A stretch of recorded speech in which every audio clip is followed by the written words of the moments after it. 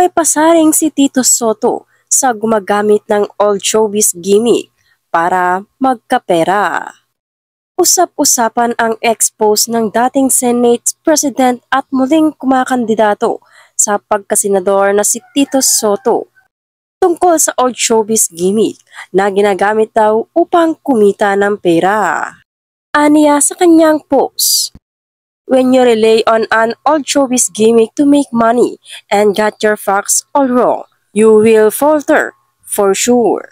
Bagamat wala namang binanggit na espesipikong pangalan kung sino ang tinutukoy niya at maaaring sabihing para sa pangkalahatan, espekulasyon ng mga netizens ay tungkol ito sa pagsasampa ng 19 counts of cyber libel case ng kanyang kapatid na si Itbulaga host Vic Soto laban sa direktor ng pelikulang Pepsi Paloma na si Daryl Yap. Saktong petsa rin ito sa pagsasampa ng kaso ni Vic kasama ang misis na si Pauline Luna Soto at legal team sa Muntinlupa Regional Trial Court RTC upang formal na ihain ang demanda sa Office of the Prosecutor. Pinalagaan ni Vic ang direktang pagkakabanggit sa kanyang pangalan sa teaser ng nabanggit na pelikula na inilabas ng kampo ni Daryl noong January 1.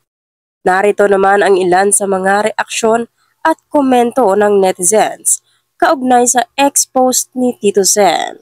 "I assume you have all the facts about Pepsi's case. So bakit masyado kayong affected? Bakit di natin pare-parehas panoorin at simulan ang totoong kwento sa nangyari? Si FPJ nga ginawa ng pelikula o kahit ang iba man ganun din. Bakit di natin pagbigyan? Yung pera lagi nating katabi. Hindi mahalaga yung pera pero may kwenta. Bakit hindi mawala-wala ang issue na yan? It's time to teach him a lesson in court." Tito Sen, the only karma you could only wish for people who have done you wrong is for them to meet themselves in someone else. Samantala, wala namang tugon si Tito Sen sa mga kuda ng netizen sa kanyang post.